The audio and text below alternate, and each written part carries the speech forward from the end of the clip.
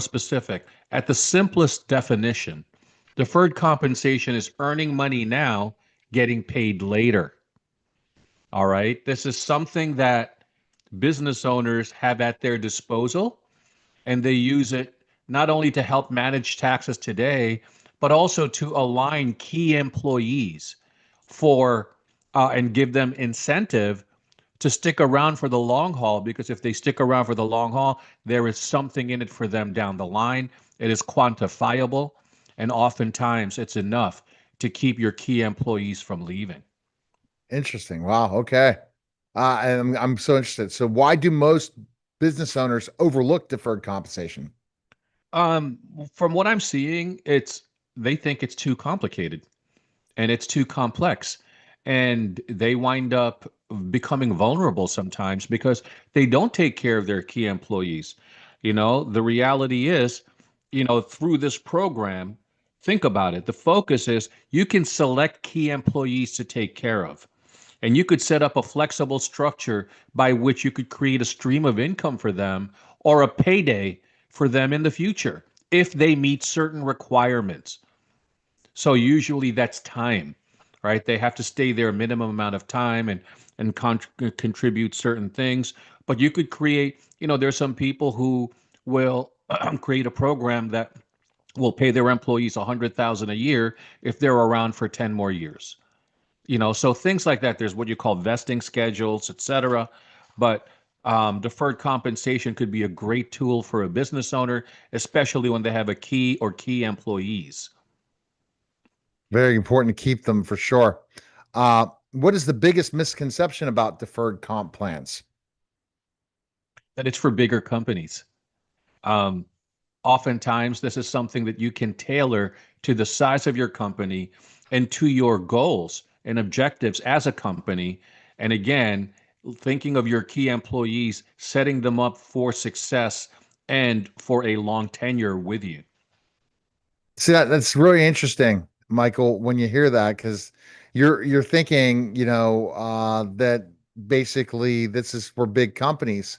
And you have strategies that are out there we're going to be talking about in today's podcast and the next podcast that's going to really help us through that process. And I think it's unfair in a lot of ways for the bigger companies to win, while sometimes the small companies don't win. That's right. And again, oftentimes it's because they're not really getting the type of advice that they should get. There are companies that are growing right now because of the contributions of key employees, and you really want to reward those employees and you want to secure your relationship with them. This is a way to do that in a way that also controls taxation, Yes, no, because the income won't come till future years if you think about it. no doubt. All right, let's talk. How is deferred compensation different from a 401k? So here, well, when we're talking about deferred compensation, what I'm thinking about is what do you call non-qualified deferred compensation. Okay, so with that, you don't have to offer it to all employees. You could literally single out one employee for this type of program. It's what you call non-qualified. So um, you could choose one, two, or three, or however you want. You could create a program specifically for them. Hey, listen, Neil, you're a key employee of mine. I put together an agreement that if you hit these benchmarks over the next few years, you will get a payout of X in the future. That's how you win with me, how we help you build your wealth, and how you help us build our company. Because sometimes those companies don't have the money to pay right now, right? That's right. And well, that's a part of it, and the other part of it is, again, you want to make sure that you protect your employees. So oftentimes, the biggest reason is because they want to make sure they put golden handcuffs on that employee, that they're not going anywhere, because they know that there's wealth building with each and every day they come to Mm. work and make a contribution to the company. And that's where that partnership begins. You Yes, have a couple of key employees that are becoming partners in a way without structuring them as a partner. that's right. That's right. Mm. And so, you know, um, This is, again, something that certain companies, when you think about these things, what kind of companies? Law firms, architectural firms. I'm working on one with a CPA firm right now. And that's where I got the idea. Hey, let's talk about this topic. He's got a younger partner, and he wants to, the partner is still, I think, under 35. And he wants to make sure the partner's there for at least 10 more years to eventually take over. And we're putting together a program that will allow that to happen. Okay, great. Who should seriously consider putting a plan like this in place? Growing companies, companies with positive cash flow, because you really want to make a commitment now financially as well. Why? Because in the future, you're going to be making a payment to someone. So, what is your choice? Either prepare for that now, or in the future, pay as you go. And that's a dangerous place to be, because at It's that point, you don't know what cash flow is going to look like. So now you could put together a program that will build the wealth that you'll eventually pay out to your employees. right. So, what makes non-qualified plans so powerful for high earners? Because I'm sorry, for who? For the employees? Yeah, yeah. So it says what makes non-qualified plans so powerful for high Well, number earners. one, Yeah. your company is making a very strong and positive statement about you.